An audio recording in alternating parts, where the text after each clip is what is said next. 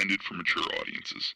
The views and opinions expressed are those of the panelists and do not reflect in any way those of the podcast partners, sponsors, or affiliates. Enjoy.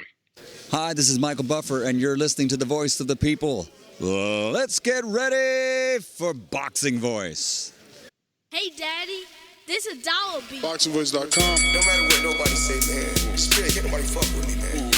You know, I can't be fucked with, you know. Dollar D Beyonce Productions. Whether you pay to see me win, or you pay to see me lose, you're gonna pay. Fuck it, your kids still gotta eat. I don't have to watch, you know, any footage of a fighter. I mean, because I'm Floyd Mayweather, everybody gotta watch me. I knew eventually I was gonna have to fight Oscar. I feel like he was straight up and down, no special effects. BoxingVoice.com. How can Canelo have the biggest deal? Your deal is for $300 million, and I made $350 million just in one fight. And you're fighting on an app. BoxingVoice.com. I'm a king, okay? I eat a feast. Every time I eat a feast. And when I get up from the table, I don't give a fuck who get the leftovers. At the end of the day, follow my green print. Dollar D Beyonce Productions. BoxingVoice.com.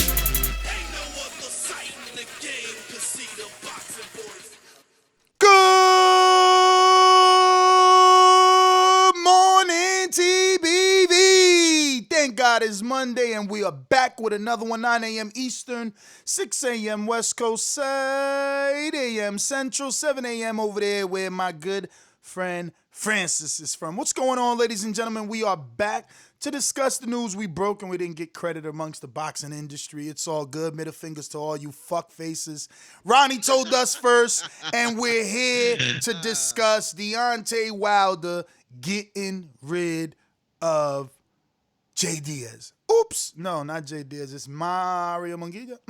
Mark Breland. They got rid of Mark Breland. They want to get rid of Mario Munguia for all the shit he talked. But look, Mark Breland got the boot, unfortunately. And I think the biggest twist is that Malik Scott is now in a bigger role or a trainer role or some sort of lead role. I don't know. But this is what we're talking about this fine Monday morning. Sun is shining through the office window.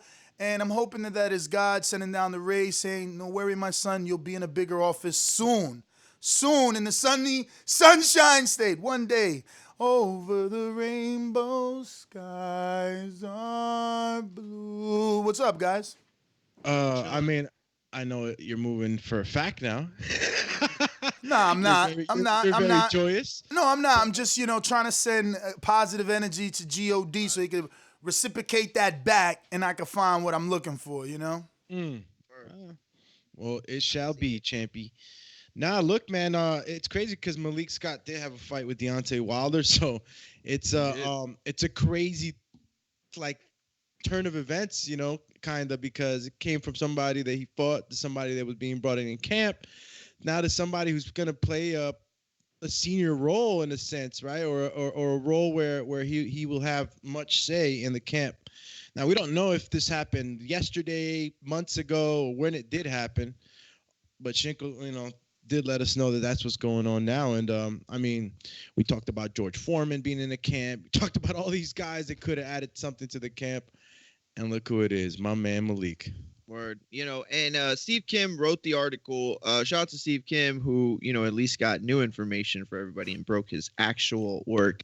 Good job to him. He reached out to Shelly Finkel, and Shelly Finkel let him know the news, and he's let us know the news. And the quote goes like this. This is from Finkel to ESPN Steve Kim. "I think things will switch around with the team that is there, with Malik being in more of a role.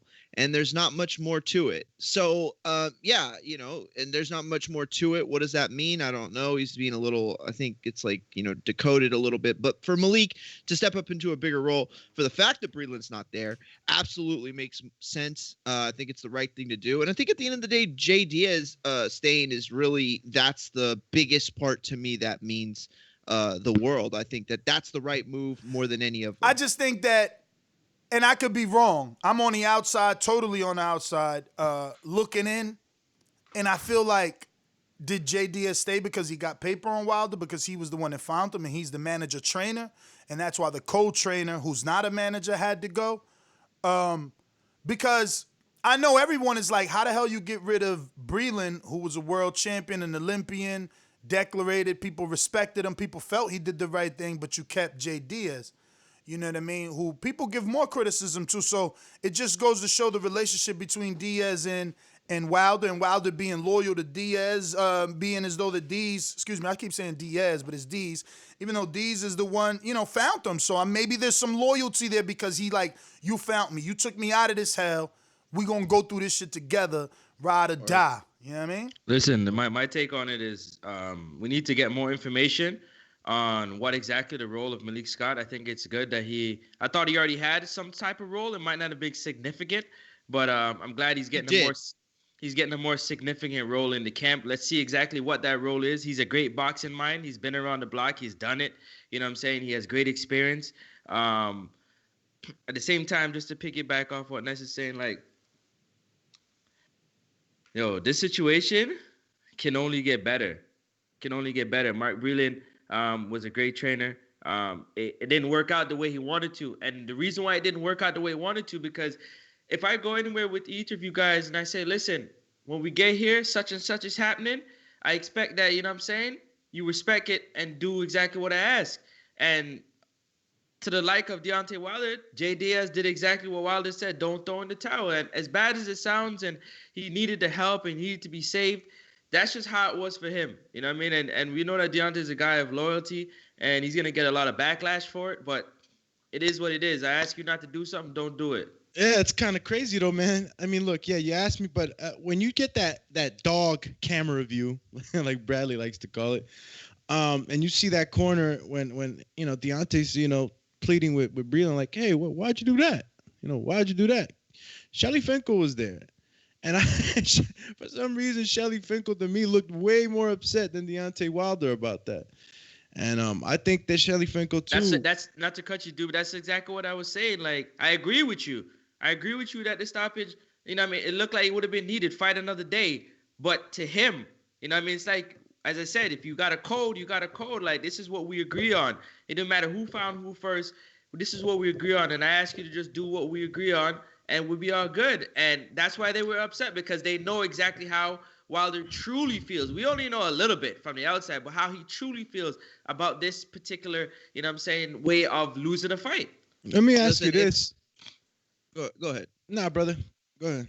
Are you sure? Okay. No, I just want to say real quick. Look, I understand how Deontay Wilder feels. You only need that one quote where he says, if I'm willing to, kill someone in the ring, then I should be willing to die in the ring. It's something like that. I'm paraphrasing, right? That's a fact. So I understand that 100%. Breland, though, represented something in everyone's eyes that we believe he represented in the Wilder camp. That was the guy who wasn't going for fame. That was the guy who, wasn't doing this for money. It was like the heart of the sport type of thing, who cared about the athletes. You want somebody in that ring you want somebody in your corner who's going to protect you from yourself, because there's no doubt in my mind that Wilder would do exactly what he says. But to have somebody in the corner that you can trust that will prevent you from taking it too far, because they know you'll take it too far, that's what you really. Just to piggyback off what you're saying, I agree with you. The only thing is that I believe that there was some type of close conversation that Wilder had, and he explained vividly with a painted picture of exactly when you should stop the fight. If I'm in this type of situation, then you stop the fight. That conversation might not have happened with Mark.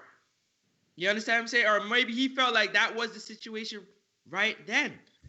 And they were like, no, he still got it in him. He still can go. He still can go. We Let me tell you something, champion.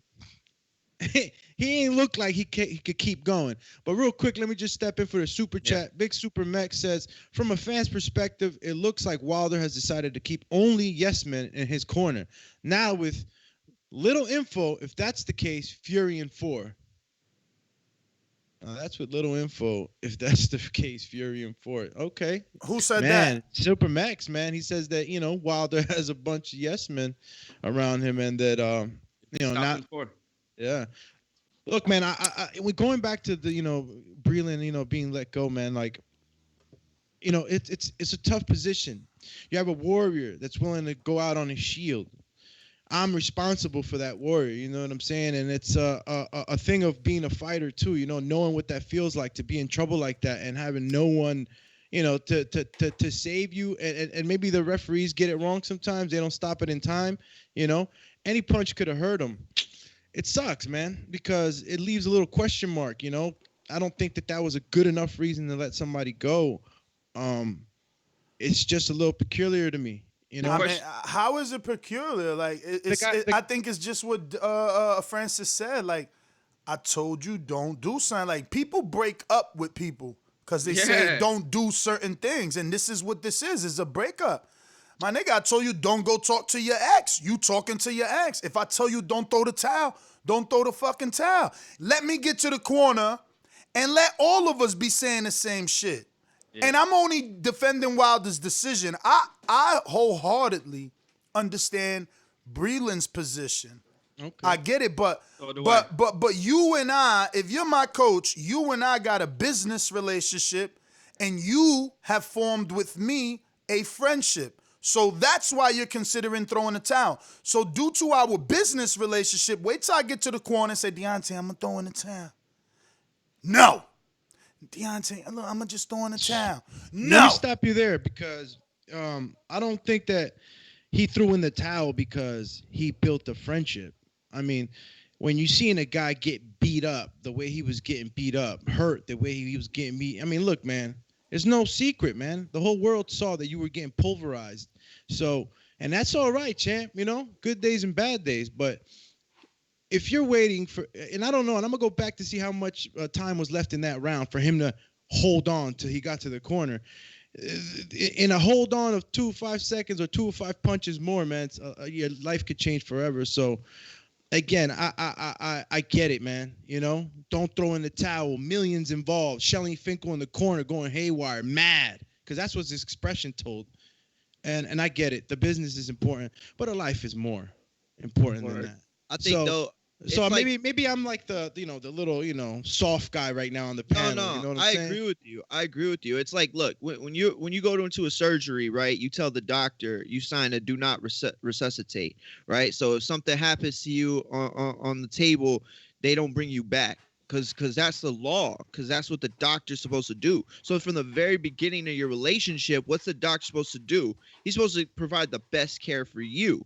Not the best care that your mom wants for you or the best care that your wife wants for you, the best care that you wants for you. It's the same thing with a trainer. You walk into a trainer relationship, whatever it would be, whether it be, agility training, strength and conditioning, diet, whatever, any kind of coach, you enter and you say, okay, well, there's there to do what's best for you. And a guy like Breland, who's been around, who knows all the aspects. I mean, there's so much knowledge in his mind. Like, you know what I'm saying? It's ridiculous how much knowledge is in his mind. If anyone knows at that point in the fight, that man knows. And he knows his fighter well enough to say, I'm not going to wait for him to come back to the corner and ask him. I know what he's going to say. I know he's going to tell me no. So I'm going to throw it in anyway because rule number 1, I do what's best for my fighter. And at this moment, this is what's best. For Deontay moving forward, it's best that he strips away any memory of that night. And if cutting Breland loose, who I think did the right thing, but unfortunately the situation has to go forward, I think the right thing for Wilder is to get rid of any sort of negativity that he might feel in his head. And if Breland is part of that, then it's an understanding on both sides. At the end of the day, I don't really I agree. I hear what y'all are saying, but if we ride or dying, and we got something that we agreed upon, listen, man. Ride or dying, huh? Hold on, that's what it is. Francis, and I don't mean to, and I don't, Francis, I don't mean to get at you, but you ever been in the ring, champ? Yeah, I have. You fought an amateur as an amateur? No, not an amateur, but I've done some sparring. No. Have you fought? No, I haven't. All right, let me tell you something, and now, hold on, tell you this. Before you say that, I know what you're gonna say, Doobie. I hear what you said. I don't agree with the trainer looking at the situation and saying, yo, that's a bad situation for my fighter. I'll risk getting fired to stop this fight. I'm agreeing with you. But that's the risk that trainers have to take. That's just the risk they got to take. It's a double-edged sword. It can either go good or it can go bad. You know what I'm saying? And it all helps with... He does. He does. It all helps with getting another job. It helps with getting another job. How did you lose your last job? I check it. Look, for some reason, I just can't, like... You like to think that you know your champ, right? We've been following Deontay Wilder. I don't see him as a guy that's gonna get out of here. I don't know. I think that was done another way, but that's just me speculating, right? Because I don't think that those relationships are gonna sever that quickly, man. I'm pretty sure Deontay Wilder talked to him, man. I just don't see him just saying, "Hey, get out of here." You know, you messed up. You know, and I don't want nothing to do with you no more. I just don't see that. But I get it, man. You know, business is business. He had a hard decision to make that day. Let's talk about Malik, right?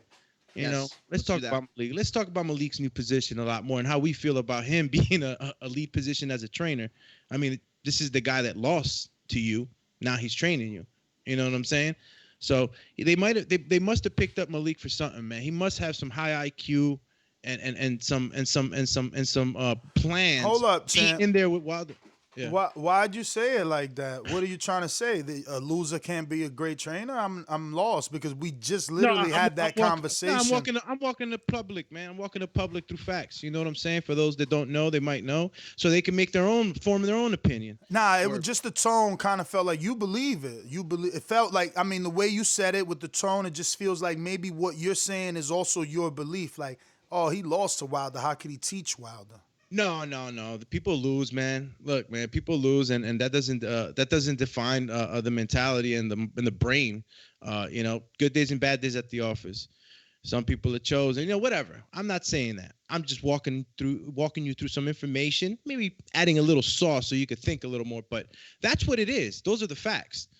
Nah, I mean, and for the people that you might have swayed accidentally, I'll just say this. You know, Ronnie Shields wasn't a world champion. Neither was Freddie Roach. You know, yes, Robert Garcia was, but he lost in his biggest fight. You know, show me the trainer that was Mayweather's level or Cotto's level or Pacquiao's level or Oscar's level. Show me that trainer, and then I'll humbly be like, damn, you put me on something, but I don't know who's this. You know, Buddy McGirt was a world champ, right? Maybe. Yep. I know John David Jackson was a world champ.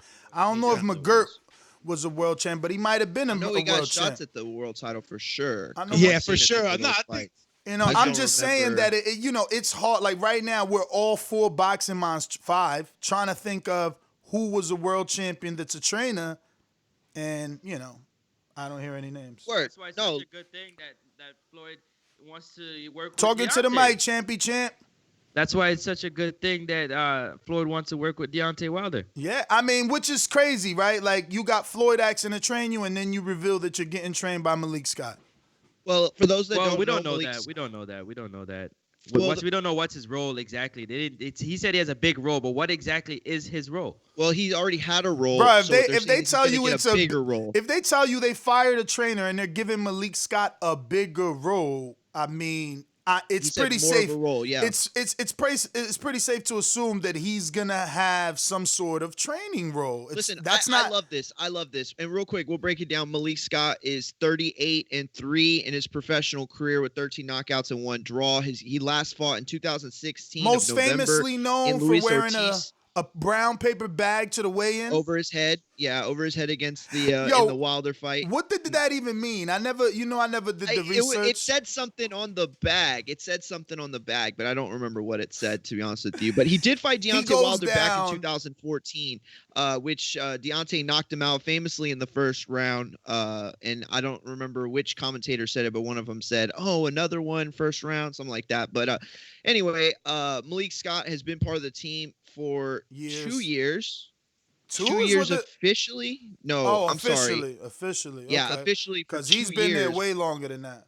Yeah, he's been a sparring partner of Deontay's for Excelsior. Okay, it doesn't say. But yeah, so he's in the camp, and I love it. If you think about like Jonathan Banks and what he represented for Vladimir Klitschko, like it's hard for guys like Wilder and Joshua and Fury and Klitschko, these huge, massive guys, to get trainers to relate to them. I'm sure, like just having a guy who has been in there recently and is at least close to as tall as you and understands the things that go on in the ring that may be difficult or maybe easier for a bigger guy, to have somebody to be able to, give you those insights. It's a good thing. I like that Malik Scott is getting this opportunity to step up his role. And, I hope that he takes full advantage of it. It's funny because Scott is training another heavyweight, and I've been trying to get him on, and he's like, yo, I'm my bad. Yeah, I'm going to definitely come on, da-da-da. And now, boom, he's training one of the most famous heavyweights. But remember, he's training a younger heavyweight, bro. He's already training somebody. And One Shot, Big Chris Lovejoy, wanted him to train him for the Trevor fight. The Trevor Bryant fight, the WBA regular dude. So, yeah. Real quick, super chat. Coach Myers says Robert Garcia was a champion and he is a trainer. I said that. Good call. I said that. I specifically said he lost his most famous fight. Chill, Chizzy. Word. You want to play rough? Okay. Don't give me my own answer. I said, help me. Who else was a champ? Who else? Maybe he sent that in before you said lies, rumors, and lies. There's no text time on the chats, bro. Hey, to stir this pot a little bit, do you think a conversation that George Foreman had with Deontay Wilder might have been a key factor in this move as well, away from Breland? I don't know how to correlate the two. I wouldn't even want to speculate on that. I want his speculation. How are you correlating the two? Why are you correlating? Like, help me understand. Connect it for me. Maybe he felt like, just based on tactics, strategy, he felt like in the fight that Breland didn't do the proper tactics for Tyson Fury, and that's why the results he got in the fight. Just breaking down the fight in itself to Deontay and what he's seen, they might have came to that conclusion that during the training camp, certain things weren't done that needed to be done. And maybe on the side, Malik was saying, yo, champ, you should have been doing this, or champ, you should do this. And he's like, yo, I'm not trying to step on Breland's toes or JD's toes, but like, you never know the conversations that they had, why Malik get a position like that. It could just be that they connect boxing mind-wise. They have an agreement on how they see the fight, going forward. And Breland has a total different strategy. And it didn't work. You know what? You saying that now, Francis? You could probably, think about what, we've been in the camp a couple of times, and that's jokingly said, you gotta throw the left, and you gotta be able to move, and like sometimes maybe all the advice and training was good, but maybe there was just something different that was needed, and I think that a guy like Malik Scott can bring higher energy in a sense. You know what I'm saying? He could be in there holding the pads, getting real rugged with him, and really physical. You know what I'm saying? Because Ness knows there's real active but pad that's working. one thing. He dislocated Breland's shoulder. So it's like, yo, you probably ain't young enough. You probably ain't young enough. Like, you probably need to be on the sideline hanging off the ropes, telling them what to do. But then you can't because you're like, throw the right hand. You got to slam. No, pivot. It's like, what? The music's louder than you. My fart louder than that. Like, come on. The only problem I have with that narrative, though, that Francis painted is that it makes it sound like if Wilder wasn't prepared on fight night, as opposed to Fury coming in different, coming in adjusted. Like, it's hard to prepare for a Fury like that. Like, I don't think that Wilder needs anything to win in the third fight. I don't think he needs a Floyd. I don't think he needs a Foreman. I think he has everything within himself equipped. Now, do I think those things would hurt? Absolutely not. And they could actually help, more than anything else. It's just that for me, Fury did something different in that fight. Now we got to give Wilder his opportunity to go in there and adjust and make those adjustments. And that's the thing. They both already had that opportunity. They both already had it. It's just that Fury shook it up. Fury had you thinking, but whose fault is that? You were supposed to still make the adjustments. You were supposed to not to the actual Fury that showed up, but you were supposed to adjust because you got to draw. You were supposed to go do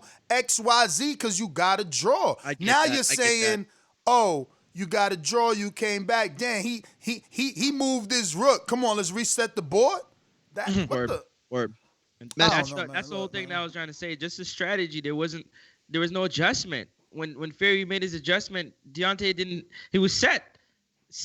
chess game was over. Go ahead, do me super chat. Real quick, Alexander Wilson says Mike McCallum was a trainer and champ. Yes, he was. There you go. That's what I'm talking about. Give me them trainer champ stories. Man. And Yeah, look, no, listen, I understand 100% what you're. Go ahead, do me. nah, like the narrative he was painting, it could be. Doomy wasn't no champ. He a great trainer. Champ, thank you, man. That fucking meant a lot, champ. You know what I'm saying? Yo, and it's like you just never know, man. Like, this is the evolution, bro, of Malik Scott. And if he's fancying himself as a trainer, guess what? I want a trainer that's been in the ring. And not that Mark Breland wasn't in the ring, guys, but like he's fought as a heavyweight. You know what I'm saying? He know what it is to be a heavyweight, to carry around as a heavyweight. So I can see Malik Scott giving a whole bunch of insights and newfound energy. Mark Breland, man, I just think that his knowledge, and I've sat down with Mark and talked to him just boxing and strategies, just stuff like that. The little times that I've been with him, and he has a beautiful boxing mind too, bro. But when you say about the energy and stuff like that, I can go along with that. And I can go along with Deontay Wilder, maybe not totally saying, I'm done with you, but saying, Mark, I need something different for this camp, man.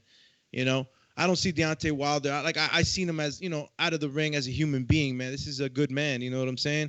And I don't see him just, get the hell out of here, after you just saved my life. But this was being brought to us, right? But maybe that's why he's mad, though.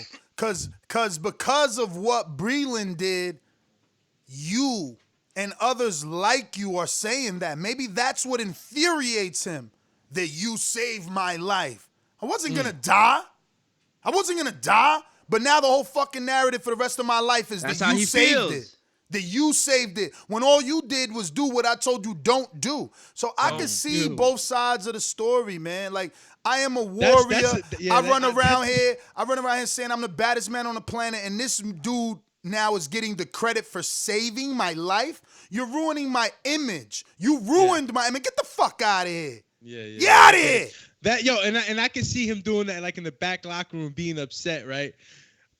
But I just don't see D just like going home, being with his kids, holding his wife, and then saying like, "Oh, he made the wrong decision." I don't see him doing that. Yeah, but can you see this though? Can you see this though? I'm a warrior, and I told you not to throw it in, and then you painted this whole picture right now, which I get it. I mean, it'll fall under the ego, umbrella, but I get it. Like, I'm looking bad out here. They stopped me. I mean, everybody knows the UK had a field day with this. You know what I'm saying? So I get it, man. I get the ego and all that.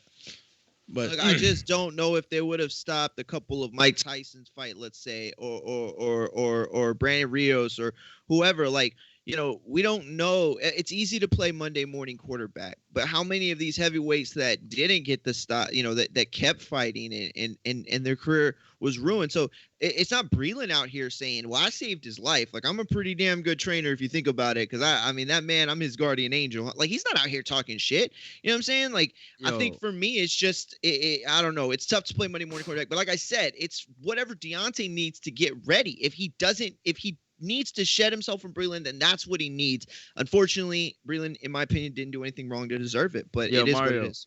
Mario, I always say this, what I'm saying? The fighters is who signs the checks, and he told Breland to get out of here. He didn't do what I told you to do. Just like Eddie Boss would. You don't do what I ask you to do, you get out of here. That's just a fact. It's the cold, hard facts of the business, man. And if he died that night, hold on. Julia Williams just gave Breadman the hook. And if he died that night, whatever reason.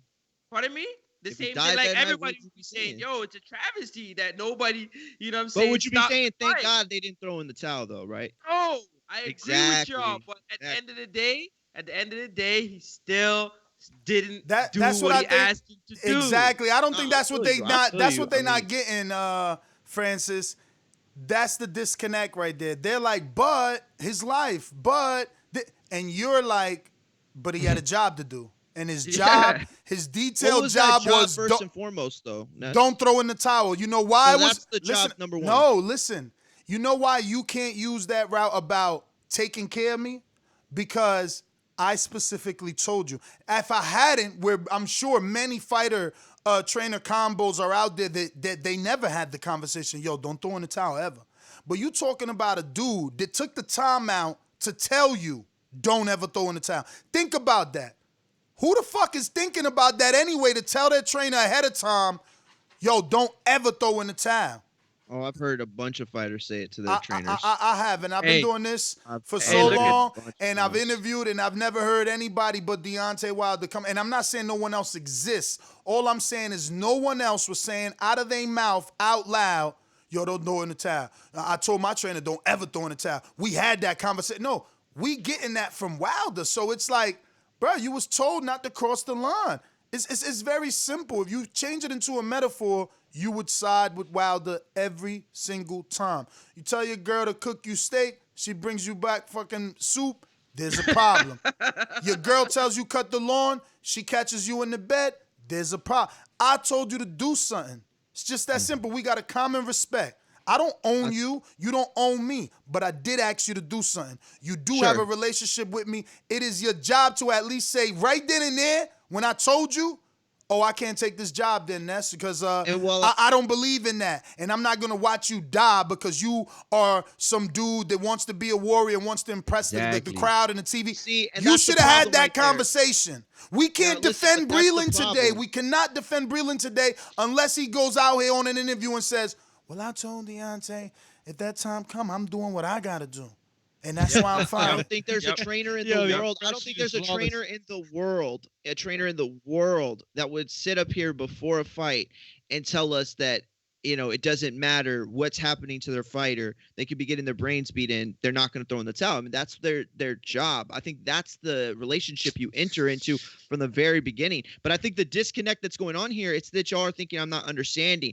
No, I 100% understand why Wilder feels like he has to get rid of him. And here's the other thing. I agree with him if it's what's going to help him prepare the best. If Breland out of his mind gets that night out of his mind and he can continue to focus and work towards that goal, then that's what, then that's what needs to be. The disconnect I think going on between y'all and me and Doomy is that I want to make sure that it's said that Breland didn't do anything wrong that night. In fact, Breland might have done exactly what the best trainers in the world, are supposed to do. Yo, can I start? I'm going to stir the pot a little bit. Okay, go super chats. Go ahead. Yeah. Just take care of the super chats. The bro Super Max says, Fury ruined his image. All we seen was an assault. What do you mean? Next super chat. Yeah. Oh, he's saying because Ness said that Breland ruined his image with the Saved Your Life stuff. He's saying no, Fury ruined his image by beating him up. All right. The next one's coming in from J Mac in the 504. Says gambling with your life at that point of the fight is something I'm not willing to continue rolling the dice with. Too one-sided to allow it to continue. J Mac, and these are all coach That's coming from a trainer. Yeah, that's coming. J Mac's a trainer. So let me ask you. Real quick before we go to the last super chat. For now, it's a matter of money though, man. I think there was some heavy bread that was lost or somehow. You know what I'm saying? Like, because Shelly was mad. I just keep saying Shelly because I when I seen Wilder saying, "Yo, why you do that? Why you do that?" I just, you seen Shelly Finkel come up on the corner. And he was very upset, So, there's a lot of money involved and other, probably things involved. I guess, you got to stick to the plan, man. You think they took the over? Yeah. George from Dallas Fort Worth says, Fury said if Wilder let go of Mark Breland, he would bring him to his camp. Will Fury stick it to Wilder again? Dun, dun, dun. Hold on. Before you guys get to that, I just want to remember when the post-fight interview happened, JD's, one of the first things he said was Deontay Wilder spoke to us and told us, don't throw in the towel. He got a lot of backlash for saying that because Breland saved his life. Mm-hmm. And it's proven time and time that that's exactly what Wilder said. Do not throw in the towel. Now, let me stir the pot a little bit. The fight, Mikey and Earl, when Mikey's dad wanted to stop the fight and his brother wanted to stop the fight, his son, Robert Garcia's son, said, no, don't stop the fight. What would have happened if they stopped the fight? Would Mikey have been as upset as Wilder?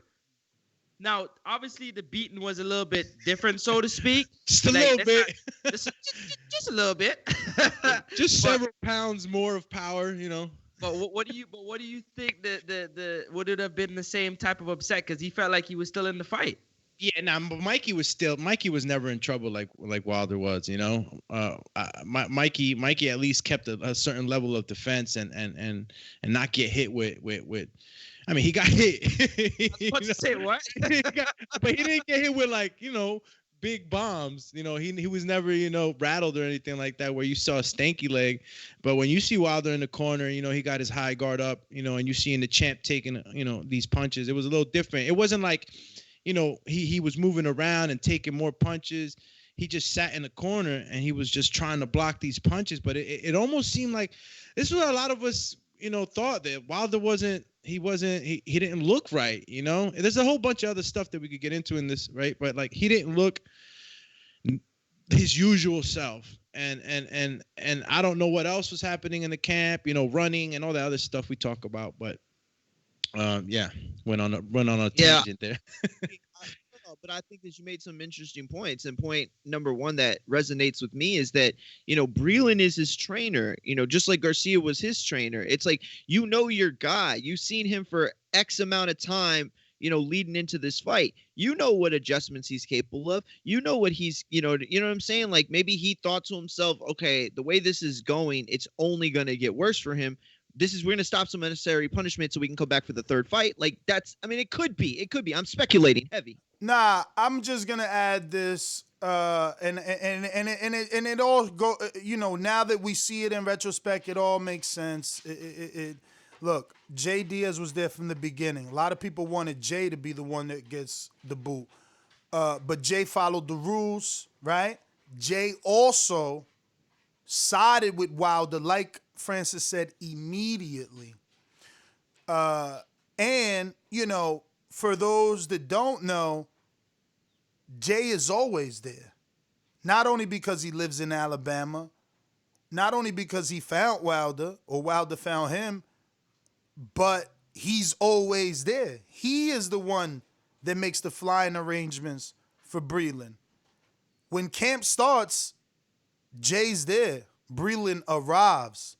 So the whole, I know my fighter, I know my fighter this, I know my fighter that. Can we really say that? I've never been to a camp where Breland was there already. I've only been to camps where he arrives. So Jay and Wilder may have a bigger bond than which I want to believe. That's what I agree with you, Ness, because if you go back and watch any interview that Ness had, the TBV had with JD's, that's exactly what he talked about. He's like, yo, Mark comes in pretty late to camp. Like, they might have, like, a 10-week camp. Mark might show up, like, week 9. You know what I'm saying? Like, he has a couple weeks. Now, let me tell you, I got interviews because I'm always nosy. So I got these interviews with Breland one-on-one where I'm like, bro, but why don't you get here sooner?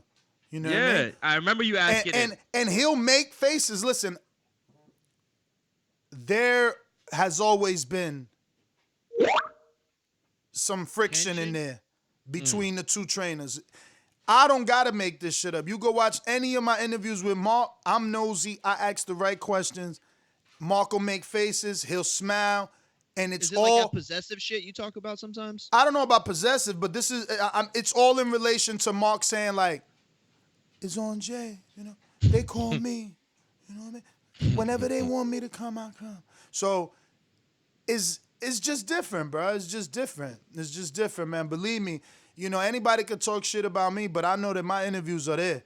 They might have 100 views. They might have 2,000 views, but guess what? That conversation is there, and it'll get 1 million views in terms of being able to be factual information on this conversation right here. You know what I mean? You go through my interviews with Mark, he's expressed that there's some sort of friction. He's expressed that he doesn't have control. He's expressed that he wanted control. He's expressed that he's on JD as his time. So, you know what I mean? All the time, hold on, Mario. All the time. Go ahead. I was replaying all the interviews that I've watched of Mark and Diaz. When you did that, hold up, dog. When you did that? When you went back and watched all these Mark interviews? I listen, man. I'm a boxing fan. That's what people don't understand. I go back and watch them all the time to the point where I can replay them in my head.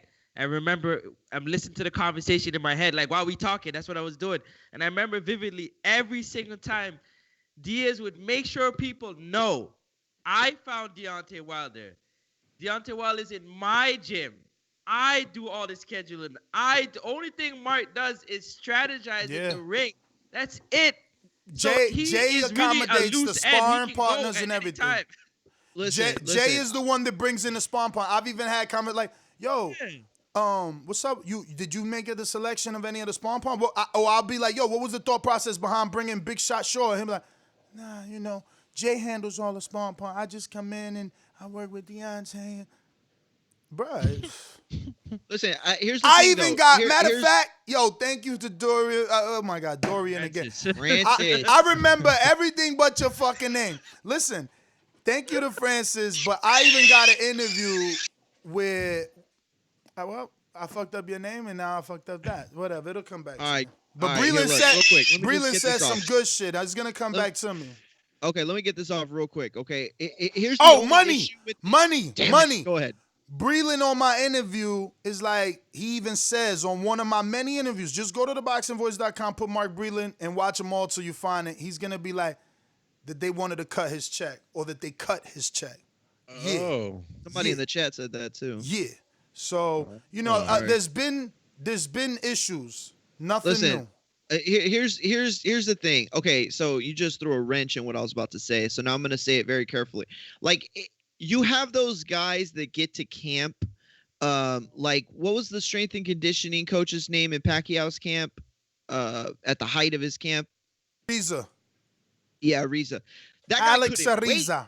That guy couldn't wait to get into the camp. That guy was there before everybody, ready to talk to the media, ready to give interviews. He wanted input in what he was eating, how much he was training, what his sparring part. I mean, he wanted to be in everything. And that became a problem for Freddie, though. That became a big problem for Freddie. So, the narrative is something I need for Breland. Now, you bringing that up, okay, there's one, then there.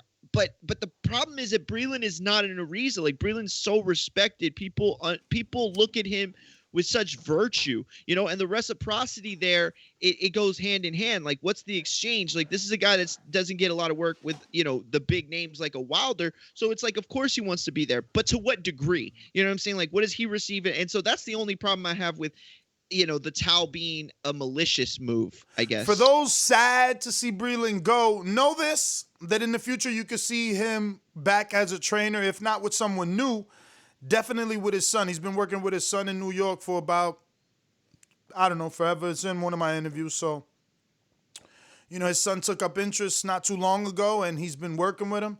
And he actually thinks he's a natural. So, he doesn't know if he's going to do anything with him, if it's going to go anywhere. He's like most fighters, he's allowing it to come to his son naturally, doesn't want to push it on him. But it doesn't mean that it's the end for Breland.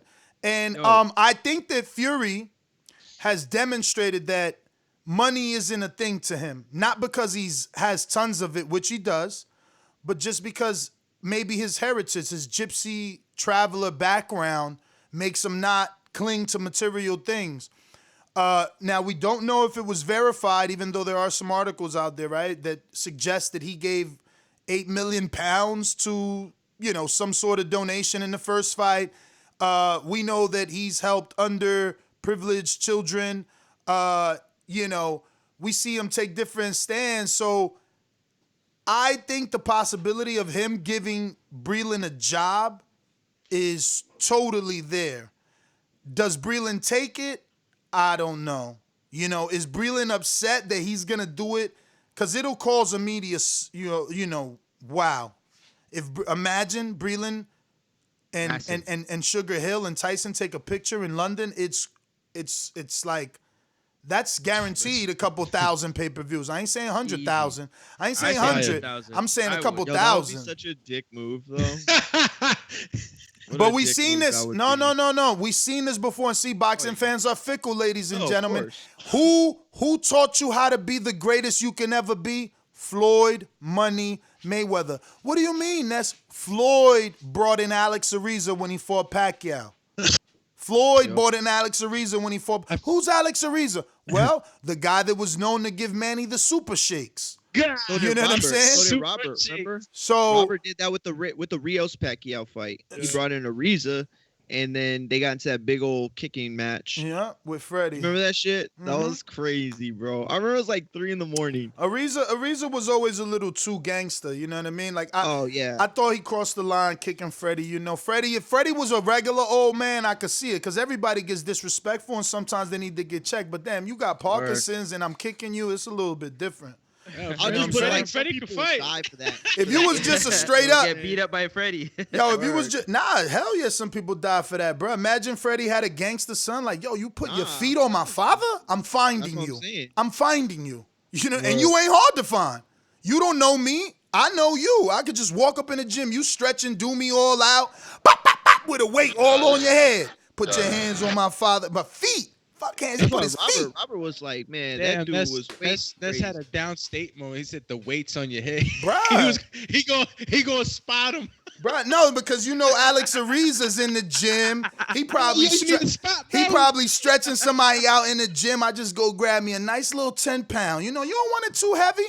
A little 10-pound. If you want the dumb, cut it out there, guys. What we know is that he loves his. I ain't going with the dumbbell either. I'm putting my fingers in there like a bowling ball. Man, talking about dog. Put your feet on my daddy. I thought that was a little out of line too, man. That was crazy, bro. That was crazy. The fact That that was- they let him. The fact that they let him remain in the show, like on HBO, on the telecast, on 20, like, I thought that was just disrespectful, bro. I mean, not only does he have an illness, but like, he's just old as hell. Like, you kicking grandpas now, dog? Like, yo. But I mean, you never know, man. Freaking, he probably got a mouth on him too. No, he do. He No. be talking. No, the video was there. Obviously, Freddie said some shit to him, but you put feet on a 70-year-old, dog. Like, push him, shove him. But he also was using like some foul ass language. Ariza, Yeah, like, Ariza was, Ariza wanted to fight Freddie, man. He wanted to fight Freddie. Like, he was upset with Freddie. He was upset with Freddie, and he was already looking at Freddie like, dog, we the same age. I don't care. Like, he couldn't see Parkinson's gray hair Freddie. Hell no. He was seeing young Freddie in the ring like, yo, I want you. And worse than that, he was seeing the video footage of him like squaring off on him. You know what I'm saying? Like, that dude wanted clout. That was the whole point I was trying to make. Maybe people don't watch boxing as long as me and Ness have been watching and the panel. But that's the thing is, like, you remember a guy like Ariza. That guy was toxic, like, for real. He was good. Yo, though. Ness, I wanted to ask you a question. Bro, he was a punchline machine, man. My man had. Hell yeah, he was. He always dropped quotes. Go ahead, champ. To recall your memory of one of the interviews you did with Malik Scott, he talked about when he's in camp, he works with a lot of the sparring partners in terms of doing pads and with Junior Fa and all these other guys, right? Yeah. And he gets in the ring and he does this kind of like herky-jerky shadow. Tyson Fury shadow boxing, right. yeah. And he does that with a lot of the fighters. He tried to do Luis Ortiz. And yeah. I think those are some of the factors that I feel like Deontay might be a little bit comfortable. And if you add just holding the pad while he's doing that, it's almost like a Derek James type of style of training where he's very into it. You guys are kind of dancing in the ring together, you know what I'm saying, making feint moves. I'm not sure that Breland, and he's a heavyweight, so I'm pretty sure he could take a lot of the shots that Wilder's throwing. Now, he won't get hurt as often. I just think it was an easy decision to make, guys. Like, you know, the more we talk about it, the more I remember our interviews. There was some turmoil there. You know, there was some stuff there about finances. And then you go and throw in the towel. It's like perfect. Now he's gone for real. So I think that's just it, bro. It is what it is at this point. I mean, I say we open up the phone lines. Any final thoughts from you guys? Yeah, Any hold on. twists y'all want to add or questions y'all want to throw out to the callers who will be calling? You know the number to call in, 1-425-569-5241. Press 1 time. Voice your opinion right here on the Voice of the People hotline. And don't forget, you can add Nestor Gibbs from anywhere in the globe to call in absolutely free and actually get better call quality and never really have to worry about the crashes that Blog Talk suffers. But yeah, Francis. Yeah, public service announcement. There's 420 watching us right now, listening, watching, riding with us, getting dressed, eating breakfast, whatever it is that you're doing.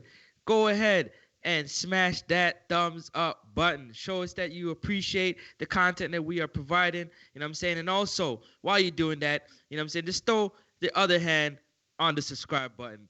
You know what I'm saying? Hit the bell icon. As what my friend Doomy says, he got a patent the jingle. If it ain't shaking, you ain't baking. It's TBV. Let's get to the calls. We appreciate y'all, man, a lot. Cheer. Yeah, I mean, what am I going to add to this, man? Let's get back to what it really was. It was about Malik, playing a lead, or not a lead role, but a bigger role in the camp. Word. I mean, look, we've been hearing about George Foreman. We've been hearing about, all these people that could have been a candidate to be able to help Deontay Wilder in this next fight with Tyson Fury. And we got Malik Scott, a guy that's, a heavyweight, a guy that's been in there with Deontay Wilder. I'm a little let down. Excuse me? I'm a little let down because... Why?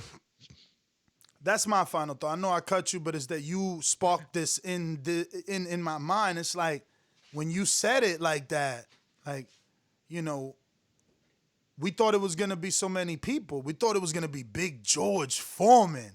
We thought about how that would help in pay-per-view sales and attract older fan base. Then we thought it was going to be Money Mayweather. Like, we talked about how that was going to help, how he can help, not only in the ring, but financially by adding pay-per-view value. And now we get Malik Scott.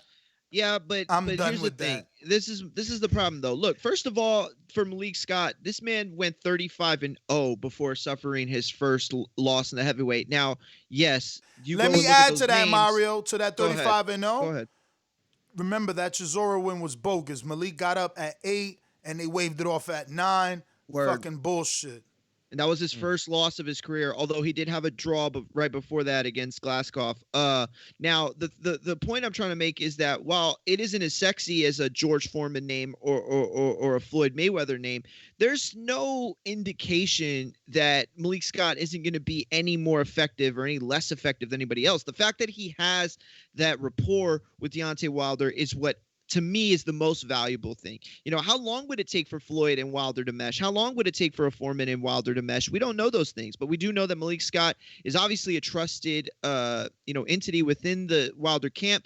He gets promoted within. That is the most successful aspect of any entrepreneurship, is promoting from within. People that earn their keep, they're more trustworthy, they're more loyal, and you build that. And so for me, with Wilder and all the things that were talked about, loyalty and all this stuff, to promote somebody from within instead of, outsourcing it, to me, that's a better deal. I think Malik Scott works out well.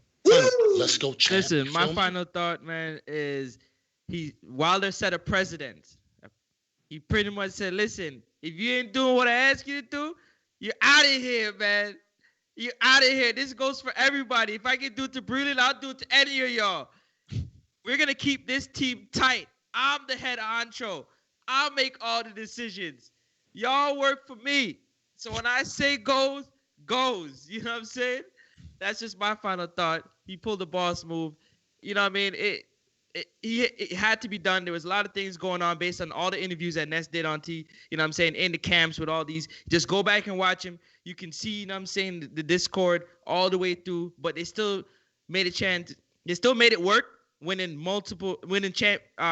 defending their world championships multiple times. They made it work, but all good things do come to an end, and this is just one of the unfortunate things. My last final. No, I was playing. Yo, why I was going with the same shit? He sparked some shit in me too. Once he said, he the boss, you fired, and it's true, man. It's true, dog. Like, at the end of the day, you saved that man's life, but he's still your boss, and he still gave you a job description. You chose to go outside of that, and it could have worked two different ways. He could have loved you for it, but he could also fire you for not obeying the orders. It's just that simple, man. You got one job to do. If you tell a dude, I need you to pour the foundation into this location and make it, I don't want to see anything other than what I told you to do. It's just that simple, because you're costing me money.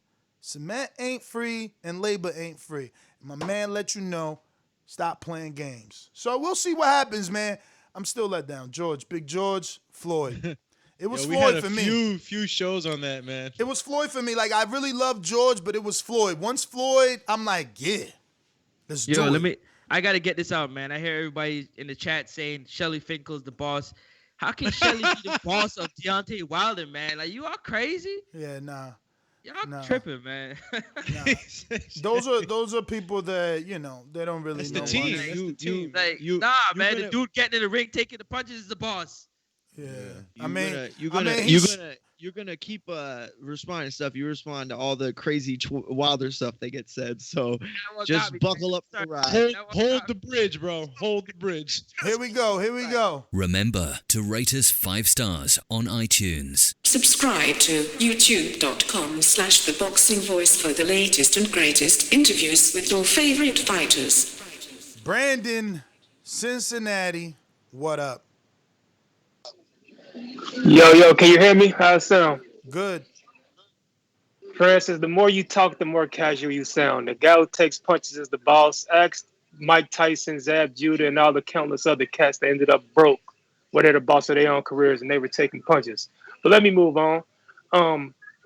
I think this is a bad move, to be honest. If you were telling me Malik Scott, from a tactical standpoint, was a better trainer than Mark Breland, I would understand it. But the fact that you made this decision based off only emotions and the fact that he didn't follow your rules, and you're not saying Malik Scott's going to give you a better chance of winning the trilogy, then it's not a good idea, in my opinion. So, like I said, he's moving off emotions, not off what's going to make him a better fighter and to help him win the trilogy.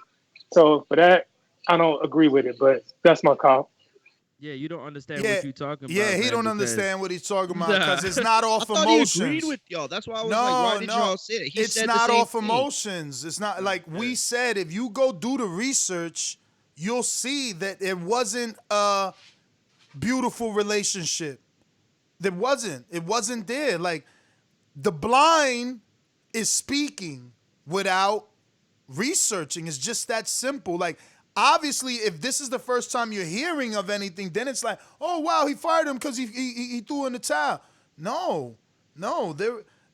There was conversations of friction from Breland for years with me before this of not having the control necessary to make certain changes. Just go look at it. When you guys are telling me, yo, but why Wilder don't jab more, what you think I do? I go and I tell Breland, but why Wilder don't jab more?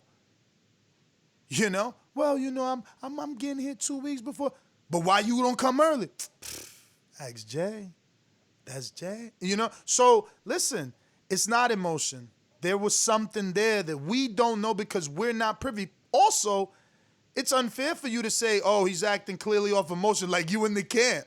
Like, that's your brother. You know him. How the fuck do you know he's acting off emotion? And you are assessing it, saying, oh, he fired him because he threw in the towel. Just like every other writer, right, that's going for the sexy headline. Does that have something to do with it? Yes.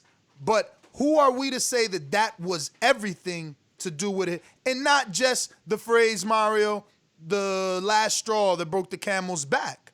Word. Yo, I know who's in their emotions. I know who's in their feelings. Me. Because there's 415 people watching, only 146 thumbs up. Get them likes up. Let's do it. We rocking with y'all in the morning. Like always, let's go. Come on, man. Good reminder. Look, we're trying to get to 116,000. I mean, we ain't there. We still at 116,409. I thought by now we would have been at 117. But look, we need you to tell a friend. It's time to subscribe and get that number up. We're looking to get to 117,000 before the month's out. That'll be good. Let's go to Coach Myers, Connecticut. What up? Yeah, what's going on? Chilling. Good morning. Good morning. But Eddie Mustafa was a champion also in 1980, and he's a trainer. Just to let you know. But that was your super chat, right, champion? Yeah, Coach Myers. Yeah. But yeah, you always late reading it. But you late reading it too, Doomy. But hey, Coach. Listen, I'm like the Dumatron here with like mad stuff to do. I did say it on the pre-pro, however.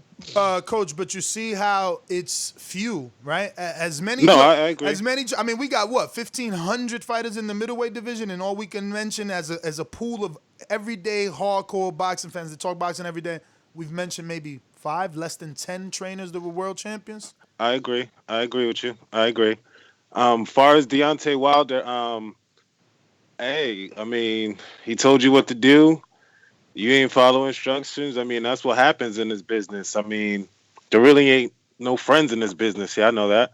So, also, I think with like him with Jay, I don't know if he got 100% confident in Jay, because why would you bring somebody in regardless? Why can't Jay just forefront and run this whole thing? If Jay wants to bring somebody in, why can't Jay?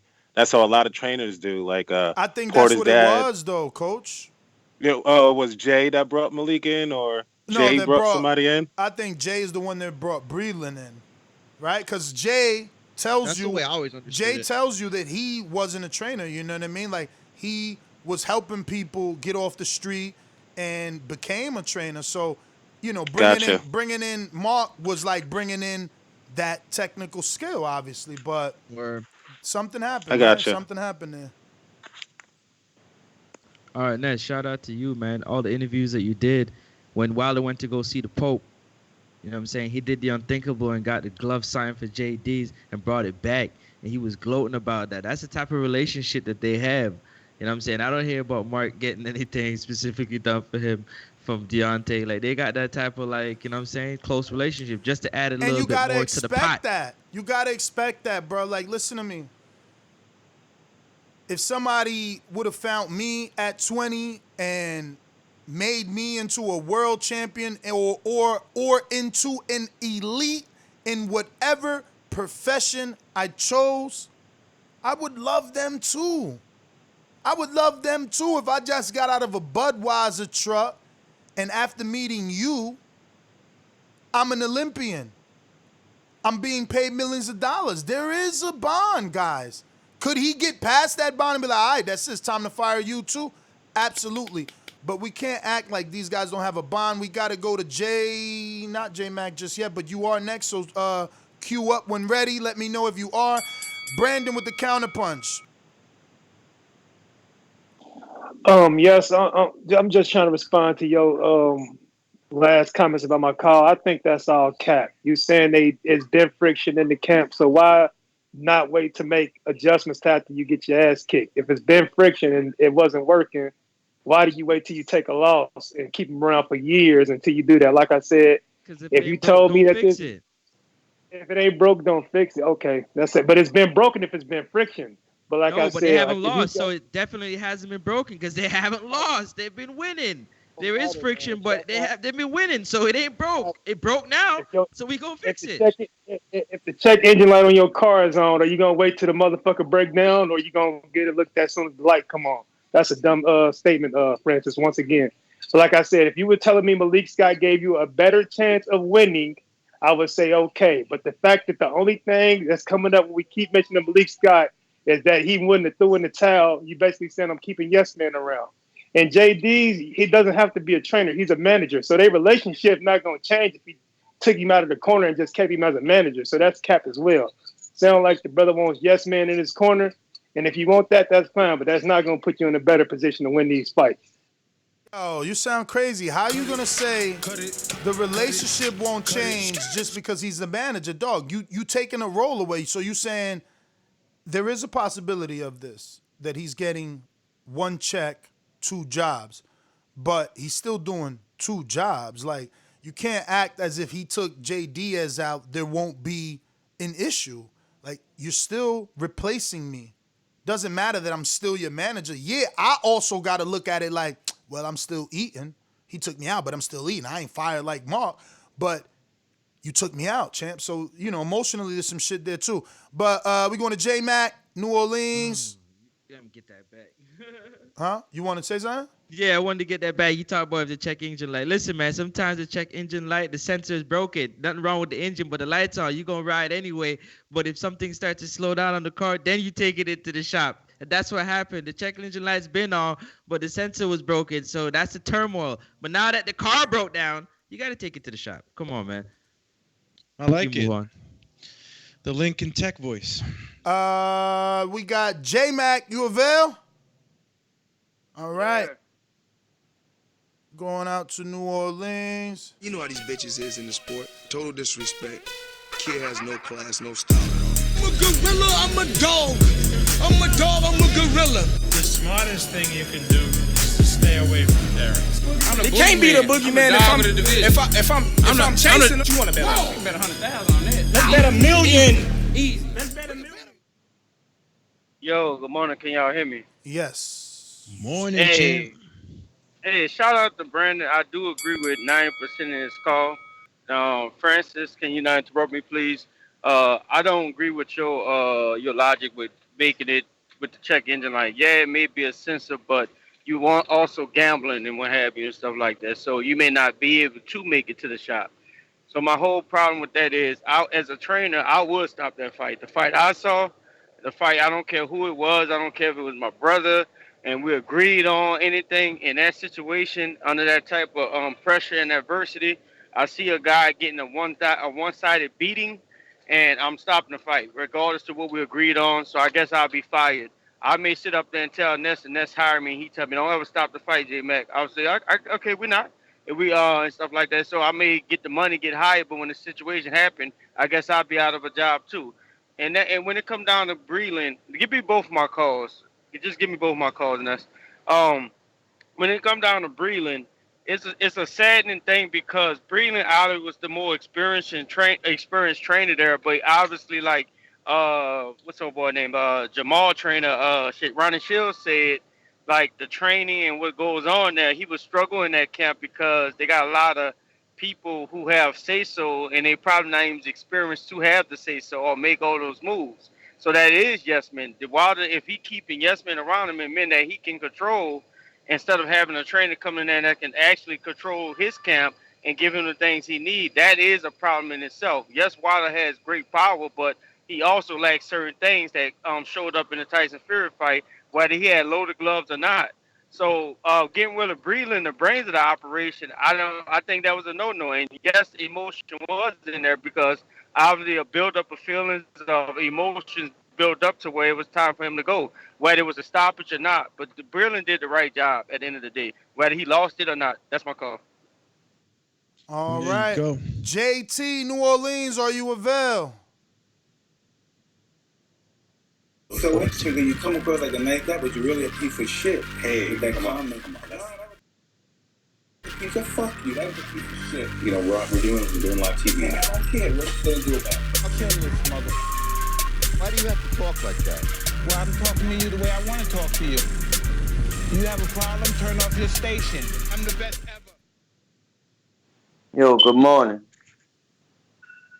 Good morning, my brother. Morning. How you doing? I'm doing all right. We talking about Breland.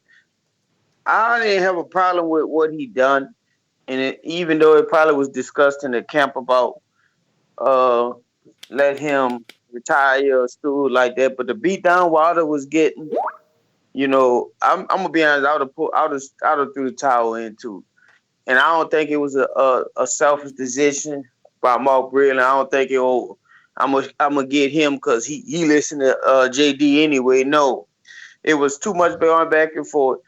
Mark Breland had the more experience out the two. I understand the relationship out of JD and Wilder, but at the end of the day, Ness, you know, if you're a real friend would take that with respect.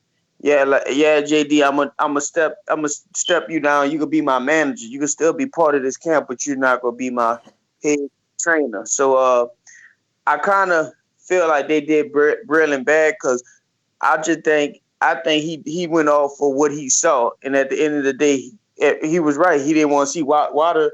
Probably could have took some real damage if that fight would have continued.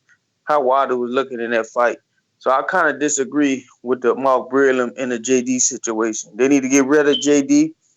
He did. Cut it. Keem in Florida. Just listening, or are you available?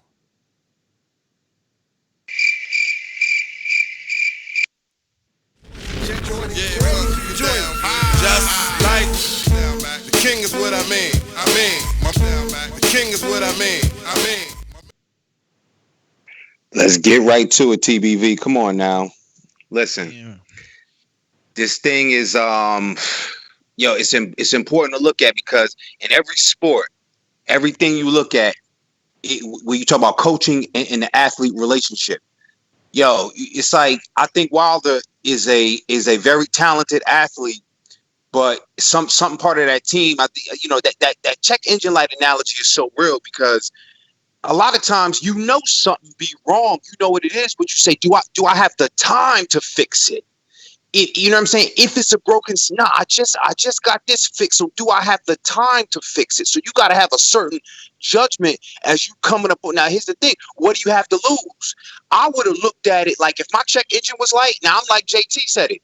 If that check engine light was or Brandon said, if that check engine, but both of them said, if that check engine light was on, I'm driving around with kids in my car, so I can't afford to be careless. So if the situation was foul, Wilder had to and should have checked it before the car broke down with your kids in it. Don't wait to the Fury fight, which is when your car broke down with the kids in it, to say, damn, you know what? The check engine light the whole time. Can't deal with that. Nah, champ. I was there, bro. I was already preparing to be like, and that's why he's a 2017 caller of the year, but you fucked it up. You shit the bed. He went left hard. Super left. He just fucking yanked the steering wheel. It was like, you know, yo, I was there. Yo, he went so left that I forgot the good shit he said. Cause someone help me remember the beginning? Cause he fucked it up. Oh, the check engine analogy, right? I was with him because he said, time. Sometimes we don't got the time. And I said to myself, damn, that's my call of the year. Right now in my brand new car, obviously it's 2 years old now because I've already been with it for 2 years.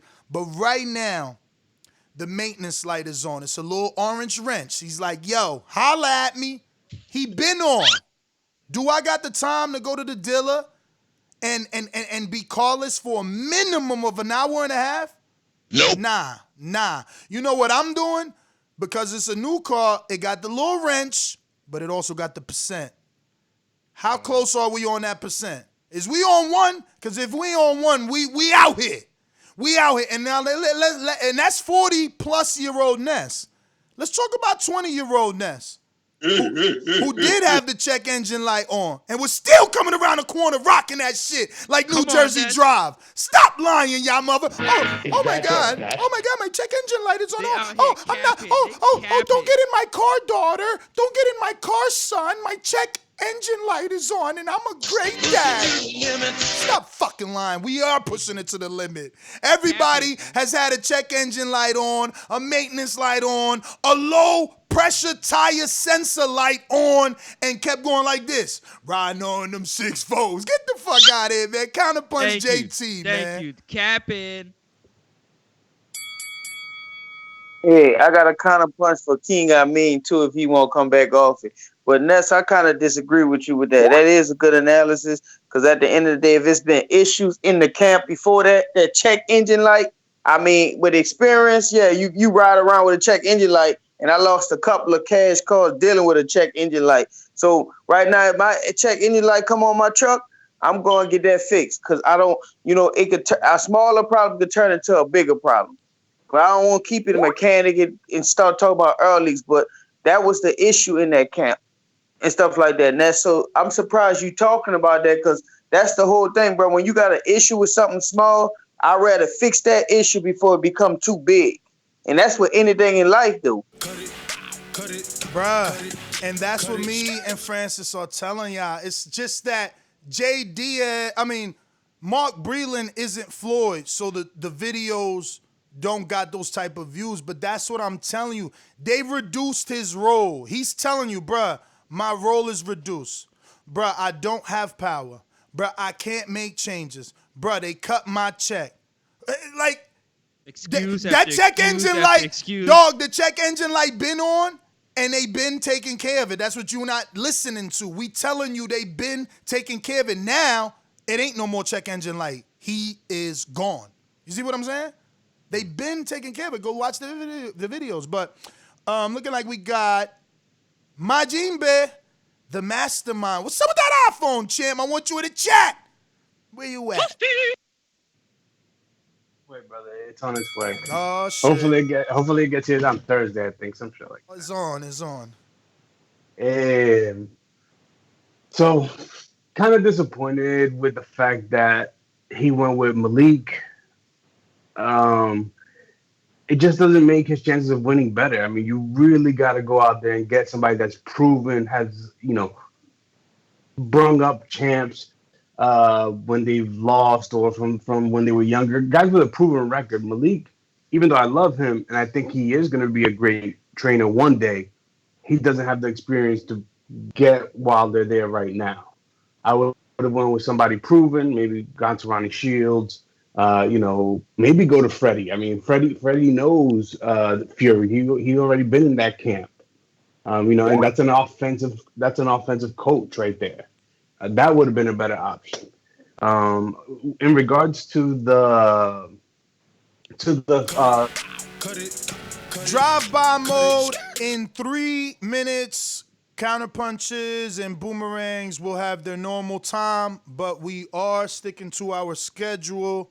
We got a counterpunch from King Amin, I believe courtesy of JT, or the counterpunch is for JT to get back at King Amin twice. I'm a little confused. On the pre-process, give J-Mac boomerang. Yes, super. And J-Mac, you've been awarded Super Max's boomerang Hey, as well, Ness, so you got 2. That counterpunch. Ness, my bad for interrupting. That counterpunch is for King I told you that on my call, on my counterpunch. Yeah, I know, but you got it twice. So you giving him one, or you want another one? That's what I'm saying. I'm confused.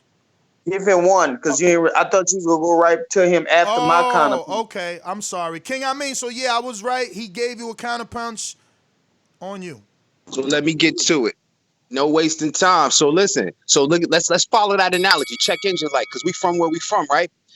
If that's the case, let's think about this. So we saying either Wilder, his career is that used car off the lot with the check engine light already on, or did we not pop the hood and do a thorough inspection? Okay, forget about that, because we'll drive the car like that. But for how long?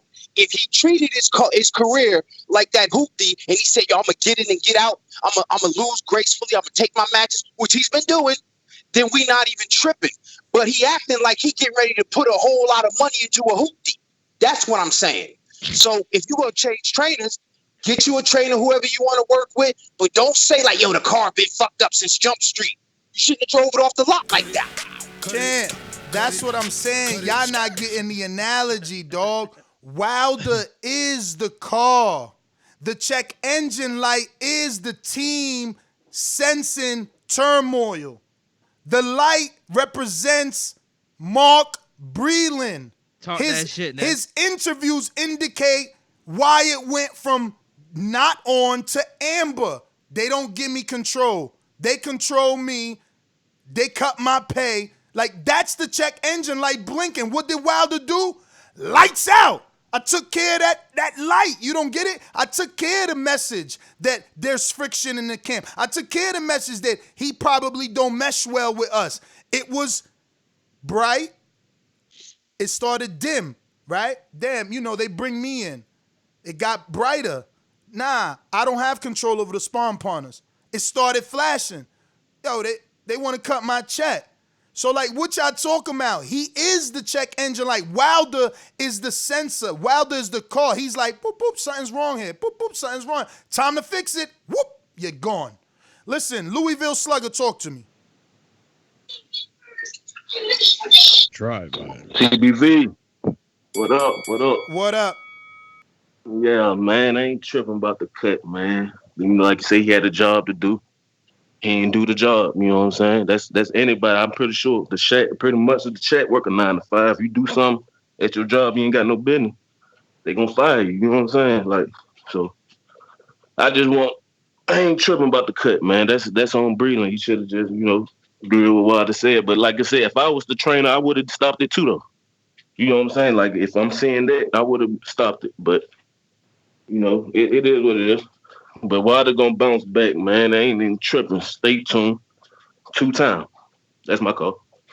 Drive by. We are going to drive by, ladies and gentlemen. Drive by. N.O., talk to me. Ladies and gentlemen, I'd like to introduce to you a young fella, and he comes from the Magnolia.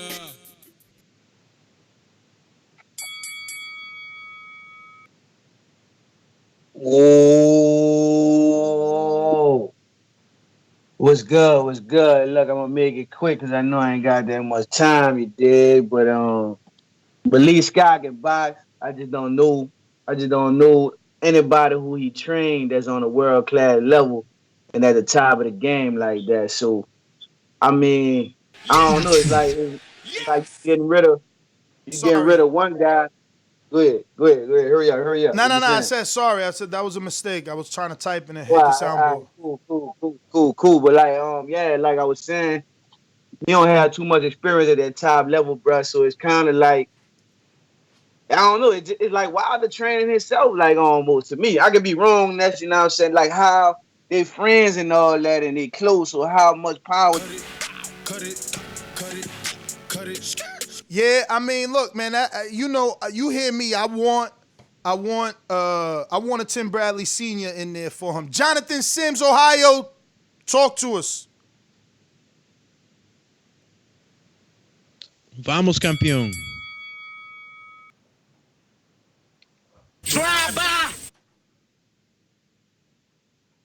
Jonathan? And Ricky Hatton. Sorry, start over, champ. We didn't have you. Oh, okay. I was saying Lou Duvall, Roy Jones, Jeff Mayweather, and Ricky Hatton, all champs, became trainers. But I agree with you guys. It was more than just a towel. I think that proves because he didn't fire him right after the fight. He let some time pass. I think it was a multitude of things. And I think at this point, Rowler, going into his training, he just realizes Breland isn't fitting the game plan and bringing more to the table that he needs. So I agree with that. I'm not totally against Malik because I'm riding with the champ. Whatever the champ want to do, I'm down with. I think he should bring in two coaches, one defense, one offense. And, he is comfortable with Malik. So, if this is what he want to do, we going to ride with it, whether it's sink or swim. Shout out to Queen Naja, the true champ in the TBV Fantasy Pick'em League that has joined forces with Jemmy in Delaware, our own in-house graphic designer, Border Wars fighter, helps out with so much. And together they're playing the league. And I love Naja because it's like Jemmy's the money, he's the backing, and Naja's the slick talker. She's in the comment section on Patreon like, anybody scared? The queen is now playing this month. And she talking her talk, man. I heard Mario and Supermax dropped out the minute they heard Naja was playing this month. They no longer playing. Did you pay? Did you pay? Did you pay? Oh, so Supermax and you forgot. It's funny. Texas forgot, guys. Texas forgot. Reach out to Mitty today to see if I could get credit for paying today what I missed out this weekend. If I can't, then I'm out October. Very small, scared man. Well, I'm gonna beat you this week. Bruh, you heard Mitty last night? You heard Mitty last night? I went perfect, dog. I went perfect. You heard Mitty last night? I went perfect. We going out to Bomb Boxing, Arizona. Yo, good morning, everybody. Good morning. Interesting topic this morning.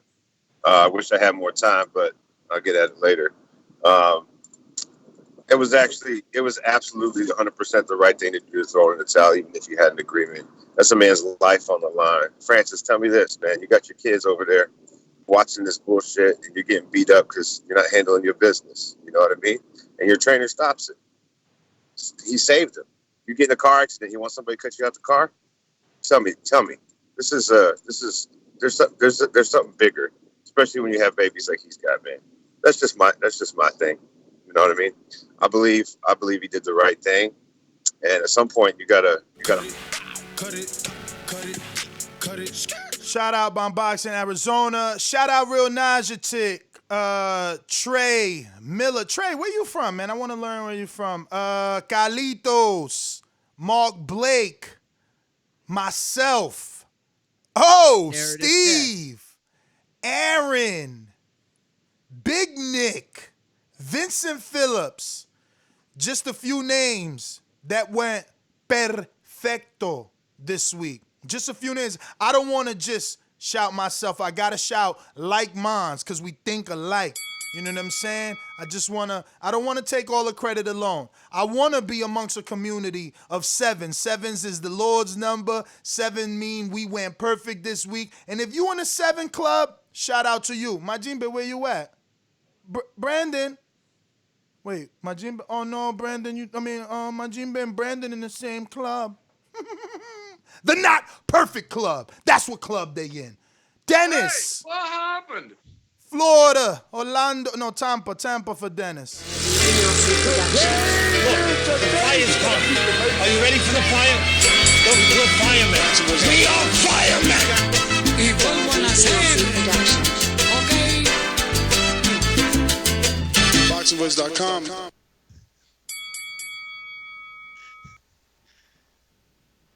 Go to the hood. Start over. I don't go to the hood to look. Can you hear me now? Yeah. Can you hear me now? Okay, check it out. If I love my car, I don't go to the hood to get a mechanic named Ortiz and Chisora, whatever his name is. I go to the dealer where these dudes got plaques all over the wall and how good they're a mechanic on. But that depends on how much I love my car. I don't look for a crack pipe mechanic for $50 to fix my car. I could, but I'd rather not because I love my car. And that's to continue with the engine light analogy, which serves our purpose. Thanks, I'm out. Yo, I know I'm going to sound like I'm lying, but let me tell you, I disagree with Dennis. Doomy, you know I had to do my son's brakes I ain't had to do shit. He had to do his brakes. He got disc brakes. It was disc rear brakes, right? So the pad was gone. It was gone. So I send him to my boy, you know what I'm saying? I've been taking my shit to Farrell forever. Oh, man. Sent him to Farrell. Farrell says for one side, bro, the rear driver, he need a caliper, he need a rotor, plus he need the pads for that side and the other side. So the quote was $450. I'm like, whoa. So my son like, yo, what do I tell him? I said, nah, tell him you got to talk to me. You're going to get back to him. So he texts him that. We call a few other people. I get my son a $400 price for both sides. Okay, so now we got Farrell for $450 one side, $400 with another mechanic that I know in East Orange for both sides, rear sides, right? Both rear sides. Then another dude that'll do it for $380, and then one dude that'll do it for $150 if my son buys all the parts. My son called his uncle, and his uncle found him what Dennis is talking about, a street mechanic that did it in the street for $80. So he went and bought the parts with my other friend, right? Kuwait, my best friend I always tell you about. He got another friend that owns a auto part in Patterson. I sent my son all the way to Patterson. It's a little drive, but when you going to save that much, go get them brakes, calipers, and everything over there. Drive that shit to East Orange and get it done for $150. And he, instead of going to East Orange, like I said, his uncle hit him up like, yo, I got somebody to do that shit for $80. And he running around now with both them back brakes done for damn near 50% less. So I can't knock them street mechanics, Chip. Some of them might be good. Just say a long analogy, but it's still some truth to that. Sony in Cincinnati, talk to us.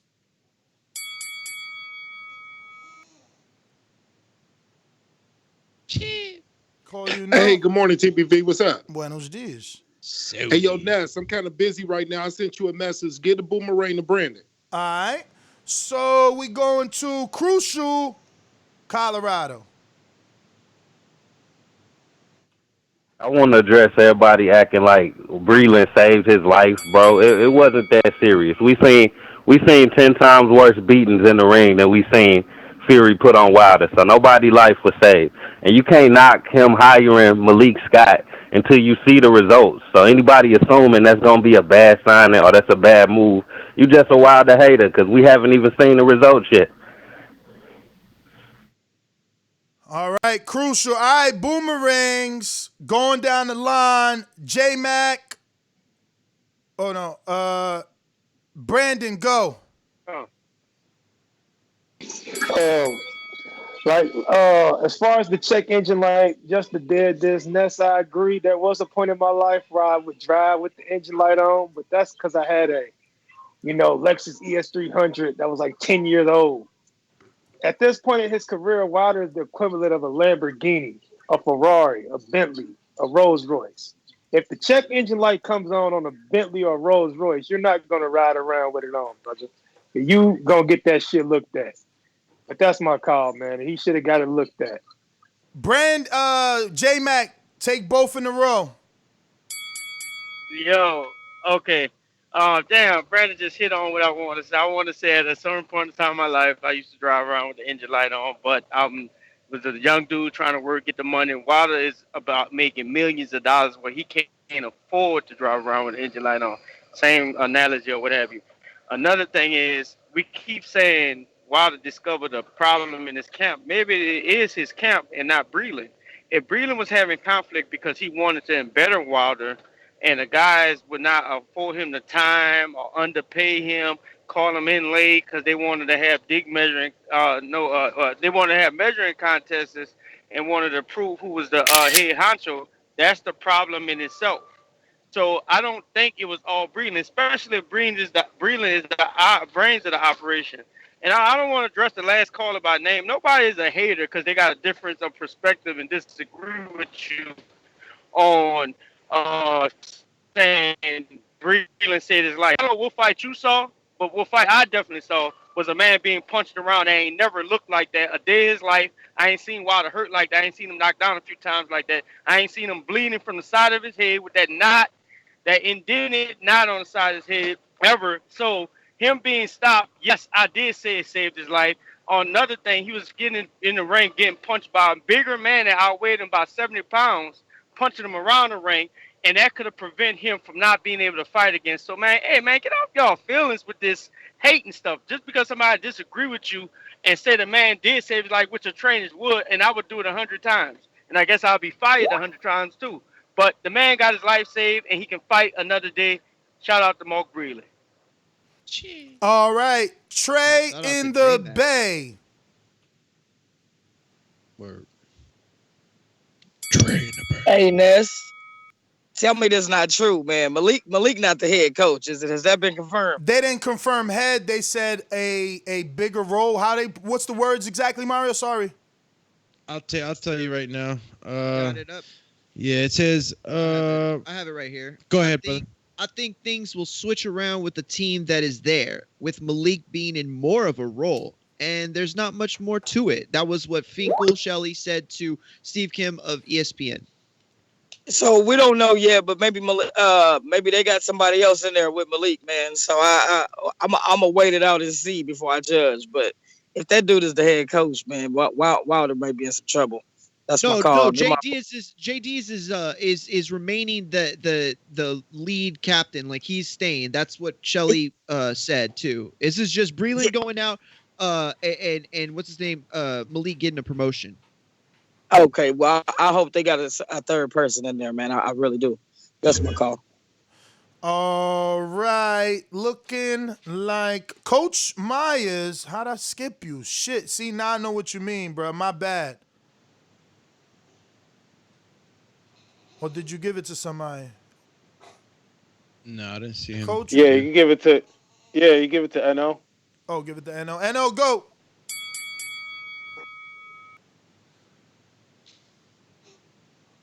NO. All right. We're going to go to my Gene Bet Boomerang in the meantime.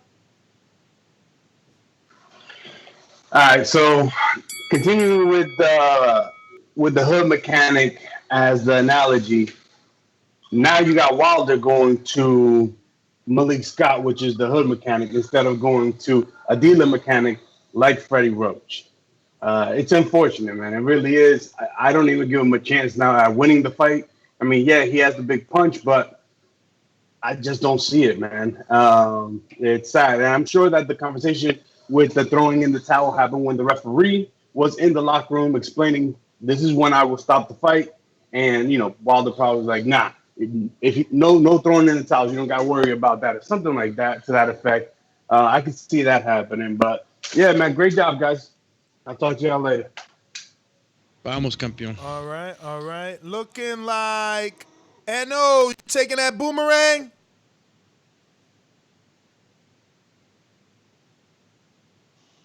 No. All right, he cannot take it. In that case, I'm going to give 2 Patreons, split that time between the two of you since you ain't get to go. No time for intros, and these are the last 2 callers, regardless who calls in. Yeah, I did. But regardless of who calls in, these last 2 calls, info Joe, go. You late, champ. No time for intro. We on a strict schedule today. Yo, good morning. Hey, I agree with Mark Breland did the right thing, man. Shelly Finkel and JD's ain't never took a punch in the face by a heavyweight fighter. Shout out to J Mac. That was a great call. Hey, a lot of y'all, man, that's saying that Mark Breland is wrong. Y'all will forget about Wilder as soon as they have to. We ain't talking about Patrick Day no more. We ain't talking about all the fighters that lost their lives. We will move on to the next fighter exactly like that. Y'all would not. He made the right decision, man. Trust me on that, man. Y'all would not be talking about Wilder if he would have got being in the coma 2 years from now. He can be around his family. I think he did save his life. Mark Breland made it. Cut it. Mario, you can cut out. Do me. Go ahead and cut out. I know y'all gotta go. We got one counterpunch that I told you I will take. That's the only thing I'm taking is Boomerang's counterpunch. We got Majid. Go. I'm Mario McGee on Twitter. I'm Mario McGee on Instagram. Peace. And you already Everybody need to like the video, subscribe, and join Patreon. All I gotta say is I'm no trainer and I'm the worst person with analogies, period. I just buy new cars if it look too bad. So all I'm saying is, Wilder, man, figure out what you gotta do. Bring those belts back home or you don't. Everybody need to be supporters, win or lose or whatever, so we could get these this unified or undisputed, whatever we gonna call it. But hey, man, good show. I love being last or whatever. Everybody enjoy y'all day. I'm out, man.